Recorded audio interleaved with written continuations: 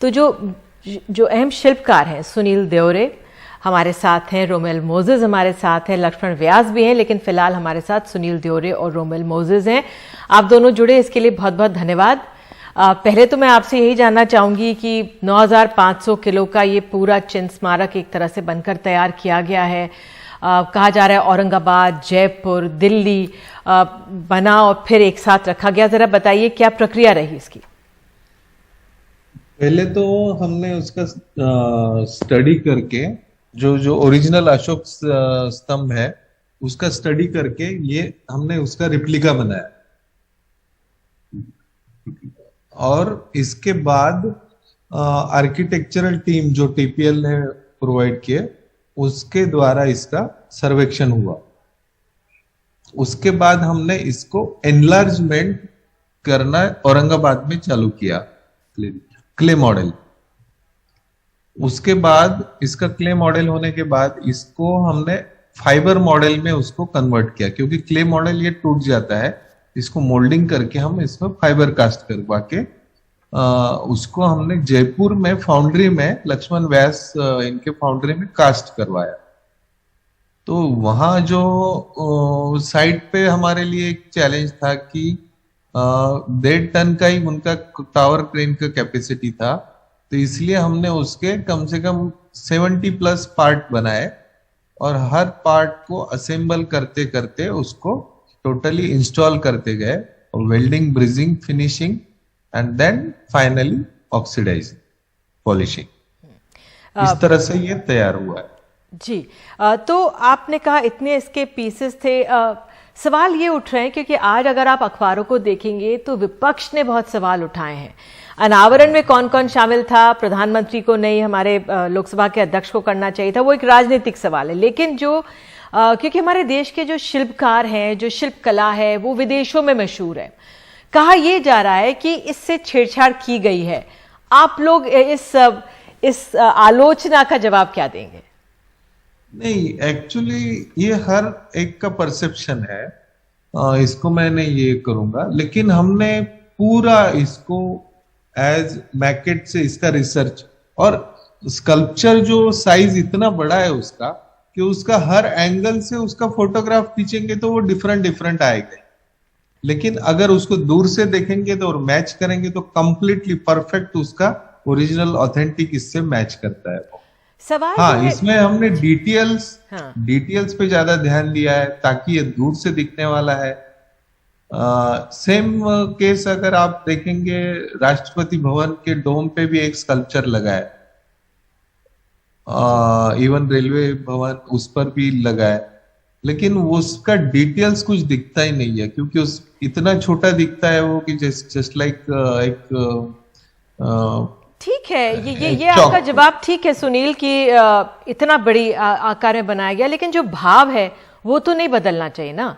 भाव को लेकर सवाल उठ रहा है कि जो हमारे अशोक स्तंभ में है वो बहुत शालीन और कॉन्फिडेंट, जिस तरह से एक विपक्ष के नेता ने बोला, और वाकई में एक हर भारतीय बहुत गौरवान्वित महसूस करता है।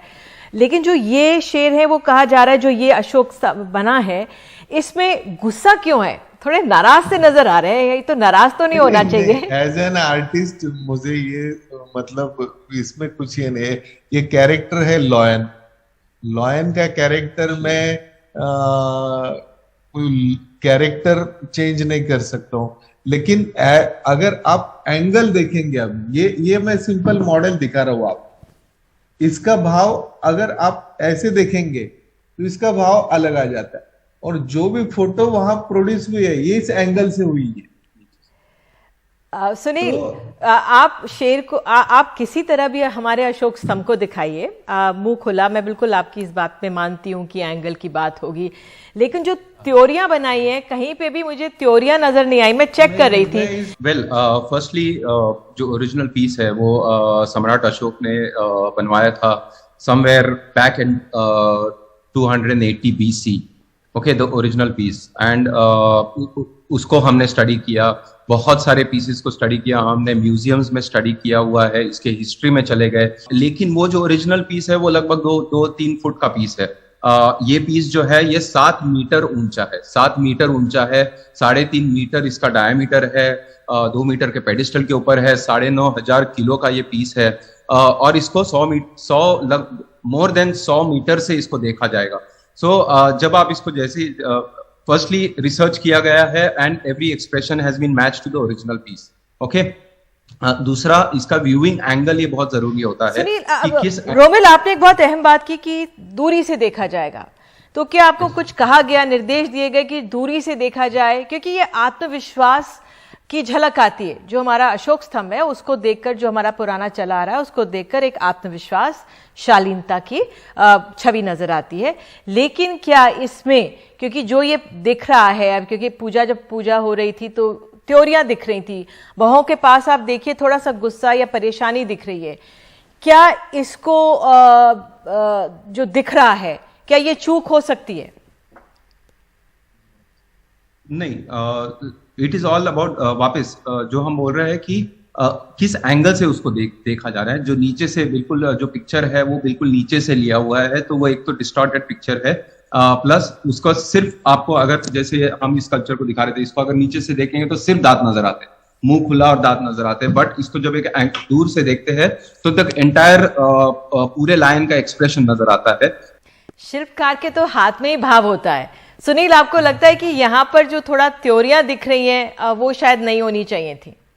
नहीं, मैं तो ऐसा नहीं सोचता हूँ। एज एन एक आर्टिस्ट यही कोशिश करता है कि उसका एस्थेटिकली सेंस, उसका आउटलाइन, टोटल एम्ब्लेम का शेप, मैं सिर्फ ये नहीं सोचूंगा कि मेरा टोटल एम्ब्लेम का आउटलाइन अगर वो जो दूर से दिख रहा है वो मैं उस पे सोचता हूँ, उसका डिटेल के बारे में सोचता हूँ।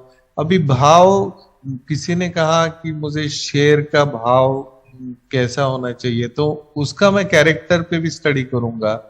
और ऐसा अगर आप उस एंगल से ही देखेंगे कि भाई वो उसका एक्सप्रेशन दिख रहा है, तो हमें बुद्धा में भी वो भी एक्सप्रेशन मिलेगा। ऐसा कोई ये नहीं है। कोशिश यही है कि ये जो 4 लॉयन है, सम्राट अशोका ने क्यों चूज किए होंगे कि ये 4 लॉयन ही पीस का मैसेज क्यों दे रहे? क्योंकि इससे दुनिया में इससे बड़ी पीस वाली बात ही नहीं हो सकती जब 4 शेर पीस का मैसेज दे रहे हैं। तो ये इसके पीछे का ये थॉट सोच के हमने ये कोशिश की है। बिल्कुल, चारों दिशाओं में हमारे देश का प्रभाव जाए, इसका ये संदेश भी है। उनके साम्राज्य का पूरा प्रभाव जाए, ये संदेश भी था अशोका का। ये चीज अपने आप में इतनी क्रिएटिव है कि मैंने इसके बारे में भी बहुत सोचा कि शांति का मैसेज देने के लिए लॉयन क्यों चुना गया होगा। बहरहाल आपने ये बातचीत सुनी और चर्चा में है, सुर्खियों में है।